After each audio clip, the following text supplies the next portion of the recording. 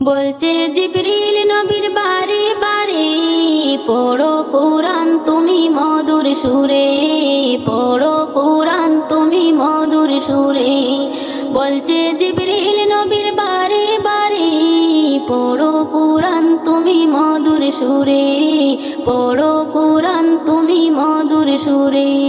বলছে নবী তখন আমি পড়বো কেমন জানি না পড়তে কুরআন। জিবরিল বলে নবী শুরু করো তুমি, হুকুম আল্লাহ মেহেরবান।